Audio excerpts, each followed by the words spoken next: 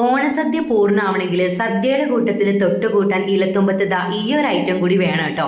വേറൊന്നല്ല, നമ്മുടെ സ്വന്തം വടുകപ്പുളി കരിനാരങ്ങ, അങ്ങനെയും പറയൂ കേട്ടോ. ഞങ്ങൾക്ക് ഒരുപാട് അച്ചാറിന്റെ ആവശ്യമില്ലാത്തതുകൊണ്ട് തന്നെ വളരെ ചെറിയൊരു വടുകപ്പുളി മാത്രമാണ് കേട്ടോ വാങ്ങിച്ചിട്ടുണ്ടായിരുന്നത്. അതിന്റെ തൊലി ഒന്നും നമ്മൾ ചെത്തി കളയേണ്ട ആവശ്യമില്ല. അമ്മ ദാ ഇതേപോലെ ഒന്ന് കട്ട് ചെയ്തെടുക്കാണ് കേട്ടോ ചെയ്യുന്നത്. ചെറുതായിട്ടൊന്ന് കട്ട് ചെയ്തെടുക്കുകയാണ് ചെയ്യുന്നത്. പിന്നെ ഇതിനകത്തോട്ട് നമുക്ക് അധികം ഇൻഗ്രീഡിയൻസിന്റെ ആവശ്യമൊന്നുമില്ല, അധികം മസാലപ്പൊടികളൊന്നും ചേർക്കുന്നില്ല.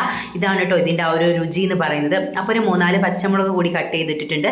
പിന്നെ ഒരു ചട്ടി ചൂടാകുമ്പോൾ ഒരു 1.5 ടീസ്പൂൺ മുളക് പൊടി, അത് നല്ല പോലെ ഒന്ന് ചൂടാക്കുക. നന്നായി ഒന്ന് ചൂടായതിന് ശേഷം ഏകദേശം ഒരു 1/4 കപ്പോളം വിനാഗിരി അത് ചേർത്ത് നന്നായിട്ടൊന്ന് തിളപ്പിക്കുക. പിന്നെ കുറച്ച് കല്ലുപ്പും കൂടി ചേർത്ത് നല്ല പോലെ ഒന്ന് തിളപ്പിച്ചതിന് ശേഷം നമ്മുടെ നന്നാക്കി വെച്ചിട്ടുള്ളായിരുന്ന വടുകപ്പുളി ഉണ്ടല്ലോ, അതും പച്ചമുളകും ചേർത്തതും കൂടി ഒന്ന് നല്ല പോലെ ഇളക്കി യോജിപ്പിച്ചെടുത്താൽ നല്ല സൂപ്പർ ടേസ്റ്റ് ആയിട്ടുള്ള ഒരു വടുകപ്പുളി അച്ചാർ ഇവിടെ തയ്യാറായിട്ടുണ്ട് കേട്ടോ.